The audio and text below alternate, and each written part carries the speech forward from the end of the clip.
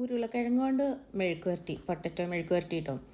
കുറേ നാളായി ഇത് ഒന്ന് ഉണ്ടാക്കി നോക്കണം എന്ന് ആഗ്രഹിക്കുന്നു. പിന്നെ കാപ്സല്ലേ എന്ന് വിചാരിച്ചു ഉണ്ടാക്കാതിരിക്കുമായിരുന്നു.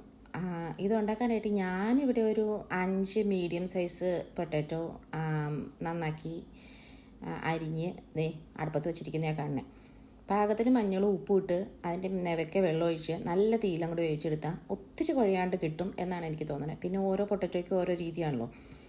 ചട്ടി വെച്ചു, കടുകിട്ടു കഴിഞ്ഞാൽ ഉടനെ തന്നെ ഈ മുളക് ചതച്ചിട്ട് അപ്പം തന്നെ ഉള്ളിയും കറിവേപ്പില ഇടണം കേട്ടോ, അല്ലെങ്കിൽ ആ മുളക് അങ്ങോട്ട് കരിഞ്ഞു പോവേ.